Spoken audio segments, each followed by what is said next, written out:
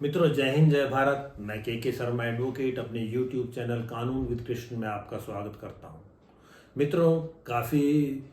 मित्रों ने सुझाव दिया था और कहा था कि लोक सेवक जो होते हैं, पब्लिक सर्वेंट, चाहे वो राज्य कर्मचारी हों चाहे वो केंद्रीय कर्मचारी, उनके विरुद्ध अक्सर जो है कंप्लेंट केसेस पर प्रसंज्ञान अदालत द्वारा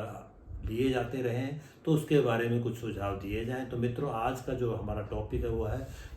cognizance of offences against a public servant in the discharge of official duty, यानी कि लोक सेवक के द्वारा जो उसके कर्तव्य निर्वहन में अपराध कारित किए उनके विरुद्ध जो है प्रसंज्ञान लेने की जो प्रक्रिया है अदालत में कंप्लेंट के, उसके बारे में हम विचार विमर्श करेंगे। तो मित्रों, जो मेन टॉपिक पर आने से पूर्व मैं अपने न्यू व्यूअर्स जो हैं, जो नए दर्शक हैं, उन्हें बताना चाहूँगा इस विषय में हम पहले भी जो है विचार विमर्श कर चुके हैं और वीडियो डाल चुके हैं, जिसमें हमने विचार विमर्श किया था कि पुलिस रिपोर्ट पर जो है प्रसंज्ञान लिया जाएगा तो उसमें क्या कार्रवाई की जाएगी, और कंप्लेंट केस में जो प्रसंज्ञान लिया जाएगा तो उसमें क्या कार्रवाई की जाएगी। दोनों कार्रवाई, चाहे वो आम नागरिक के द्वारा अपराध कारित हो एवं चाहे वो लोक सेवक के विरुद्ध जो है प्रसंज्ञान लिया जाता है, तो दोनों की प्रक्रिया में भिन्नताएं हैं। लोक सेवक को ज़्यादा जो है सीआरपीसी व बीएनएसएस में ज़्यादा सुरक्षा दी गई है। बीएनएसएस में तो भारतीय नागरिक सुरक्षा संहिता में तो सीआरपीसी से भी ज़्यादा प्रावधान किए गए हैं। तो मित्रों, इन पर आने से पहले मैं बताना चाहूँगा कि अदालत में जो प्रसंज्ञान किसी भी अपराध का लिया जाता है तो उसके 3 तरीके होते हैं, उसके 3 मोड होते हैं, जो सेक्शन 190 सीआरपीसी व 210 बीएनएसएस में वर्णित है। तो 3 तरीके से प्रसंज्ञान किसी भी अपराध का लिया जाता है। पुलिस रिपोर्ट पर प्रसंज्ञान लिया जाता है, कंप्लेंट केस पर प्रसंज्ञान लिया जाता है, या स्यू मोटो, अदालत द्वारा स्वयं जो है किसी अपराध की सूचना या उसको इन्फॉर्मेशन जो मिलती है कि ऐसा अपराध कारित हुआ है तो कोर्ट जो है स्यू मोटो यानी कि स्वयं भी उसका प्रसंज्ञान लेती है। तो मित्रों, मैं बताना चाहूँगा कि जो पुलिस रिपोर्ट पर जो प्रसंज्ञान लिया जाता है तो उसके लिए जो है पुलिस के द्वारा कोई मामला दर्ज किया जाता है, चाहे वह आम नागरिक के द्वारा कारित अपराध में हो चाहे वह लोक सेवक के द्वारा कारित अपराध में हो। पुलिस ने कोई मामला दर्ज किया, उसकी जांच पूर्ण कर ली, तो यदि आम नागरिक है तो उसके विरुद्ध चार्जशीट अदालत में प्रस्तुत कर दी जाती है। उसमें कोई किसी तरह की कोई फॉर्मेलिटी या कोई प्रक्रिया नहीं अपनाई जाती है। लेकिन यदि उसमें लोक सेवक है जिसने कर्तव्य निर्वहन के दौरान ऐसा अपराध कारित किया है, उसके विरुद्ध जो है जांच के बाद ऐसा अपराध बनना पाया जाता है, चार्जशीट पेश की जाती है, तो कोई भी अदालत उसमें प्रसंज्ञान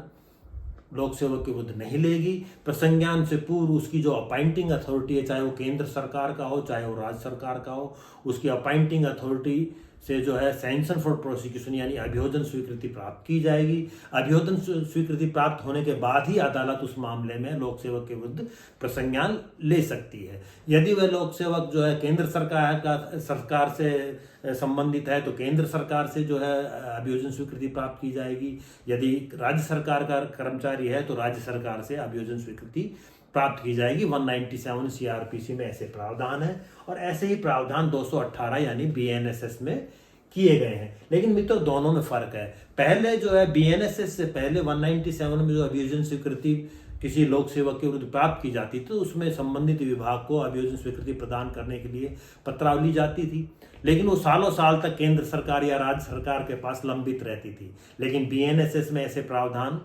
कर दिए गए हैं कि यदि जो है उसके अभियोजन स्वीकृति के लिए कोई पत्र संबंधित सरकार के पास जाता है, 120 दिन तक उस पर कोई फैसला नहीं लिया जाता है, कोई निर्णय नहीं लिया जाता है, कोई डिसीजन नहीं लिया जाता है, तो ऐसा माना जाएगा कि अभियोजन स्वीकृति प्रदान कर दी गई है। पहले ये प्रावधान नहीं थे, तो यहाँ अभी लोक सेवक के विरुद्ध कुछ सख्ती की गई है। मित्रों, दूसरा प्रावधान जो आता है कंप्लेंट केस। तो कंप्लेंट केस देखा गया है कि पुलिस द्वारा जो है लोक सेवक के विरुद्ध अक्सर जो है एफआईआर दर्ज नहीं की जाती है, क्योंकि वो कर्तव्य निर्वहन में अपना कार्य करता है, तथा कई बार जो है आम नागरिक के द्वारा जो अपराध कारित हो उनके विरुद्ध भी जो है एफआईआर दर्ज नहीं की जाती है। तो व्यथित होकर जो है कोई भी परिवादी होता है वो अदालत में परिवाद पत्र प्रस्तुत कर सकता है। तो उसकी प्रक्रिया पहले कुछ भिन्न थी, लेकिन अब उसमें कुछ चेंजेस कर दिए गए हैं। यदि अब जो है परिवाद पत्र पेश किया जाएगा, आम नागरिक के विरुद्ध यदि परिवाद पत्र पेश किया जाता है तो उसमें मैंडेटरी कर दिया गया है कि संबंधित थाने से रिपोर्ट मंगाई जाएगी, तथा अगर पहले अदालत में आने से पूर्व एसपी साहब को, जो वहाँ के इलाके के जो कमिश्नर ऑफ पुलिस हैं या सुप्रिटेंडेंट ऑफ पुलिस हैं, उसको जो है रजिस्टर्ड डाक से वो शिकायत भेजी जाएगी उसके बाद भी यदि एफआईआर दर्ज नहीं होती है तो वो है जो आम नागरिक जो है व्यथित है वह किसी आम अपराधी के विरुद्ध जो है परिवाद पत्र प्रस्तुत करेगा। उसके साथ जो है अपना एफिडेविट देगा कि ऐसे ऐसे थाने में गया था, एसपी साहब के यहाँ गया था, लेकिन उसकी रिपोर्ट दर्ज नहीं हुई है, और वो साथ में शपथ पत्र देगा और वो रसीद जो डाक के द्वारा, रजिस्टर्ड डाक के द्वारा भेजी गई थी उसकी लगाएगा। तो अदालत जो है जो भी उसमें यदि पुलिस को जांच के लिए भेजना है तो जांच को भेजेगी, या बयान के लिए रखना चाहती है तो बयान के लिए उसमें रख लेगी। तो ये तो मित्रों आम नागरिक, लेकिन यदि उसमें लोक सेवक के विरुद्ध ये परिवाद पत्र प्रस्तुत है, तो लोक सेवक के विरुद्ध परिवाद पत्र प्रस्तुत है, तो उसके अंदर जो आम नागरिक के विरुद्ध जो प्रक्रिया अपनाई गई वो तो अपनाई जाएगी, लेकिन उसके अलावा लोक सेवक के विरुद्ध जो है इन्वेस्टिगेशन के लिए जो मामला भेजे जाने से पूर्व वहां की पुलिस से रिपोर्ट मंगाई जाएगी, तो जो आम नागरिक के मामले में भी मंगाई जाती है। उसके अलावा उसके जो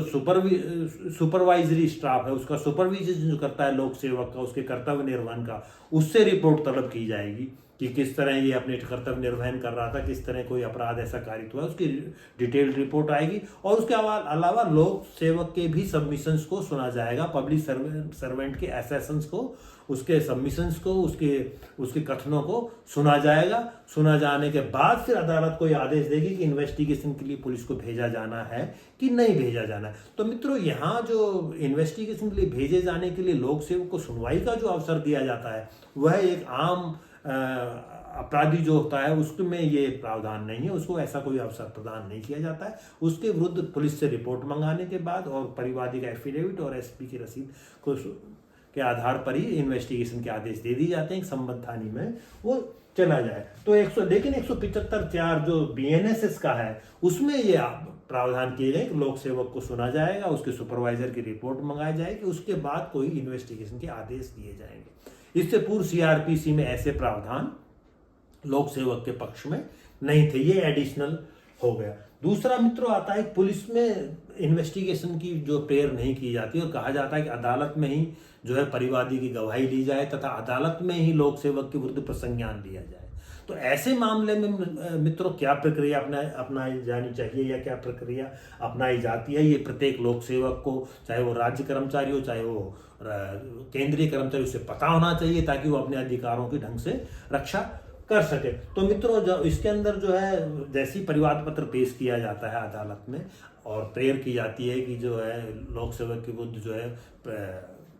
प्रसंज्ञान लिया जाए, उसके विरुद्ध प्रसंज्ञान लेकर ट्रायल शुरू किया जाए अदालत में, तो अदालत किसी भी लोक सेवक के कर्तव्य निर्वहन में किए गए अपराध के लिए सीधा उसका प्रसंज्ञान नहीं लेती है। अदालत परिवादी की गवाही ले लेगी, उसके बयानों को नोट कर लेगी, उसके एविडेंस जो देता है उसको ले लेगी, उसके डॉक्यूमेंट्स को ऑन रिकॉर्ड ले लेगी, लेकिन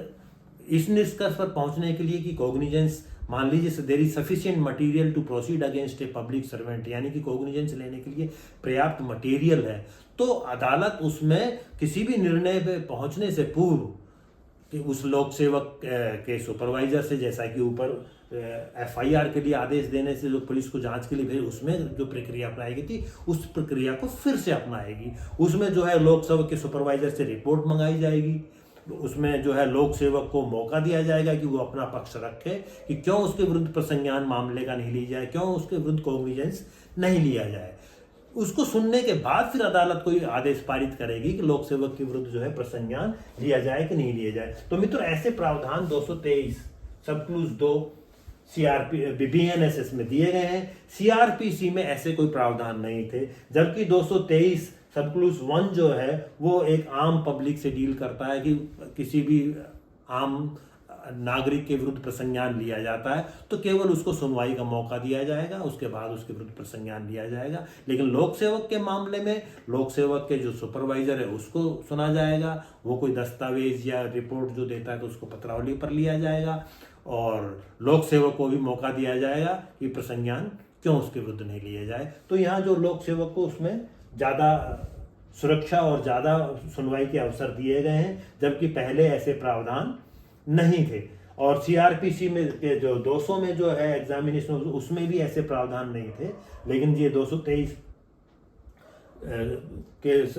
प्रोविजो 2 में जो है ऐसे प्रावधान किए गए हैं। इससे पहले ये प्रावधान सीआरपीसी में नहीं थे। तो मित्रों, यहाँ जो देखने की बात यह है कि चाहे वो मामला पुलिस में इन्वेस्टिगेशन के लिए भेजना हो, चाहे पुलिस में जो है इन्वेस्टिगेशन में ना भेजकर अदालत में प्रसंज्ञान लेना है, तो दोनों ही मामलों में लोक सेवक के सुपरवाइजर से रिपोर्ट संबंधित कर्तव्य निर्वहन में किए गए अपराध के बारे में मंगाई जाती है तथा लोक सेवक को भी सुनवाई का मौका दिया जाता है। उसके बाद ही अदालत किसी निष्कर्ष पर पहुंचती है कि इन्वेस्टिगेशन के लिए पुलिस को भेजा जाए, नहीं भेजा जाए, या उसके विरुद्ध प्रसंज्ञान लिया जाए या नहीं लिया जाए। और यदि पुलिस ने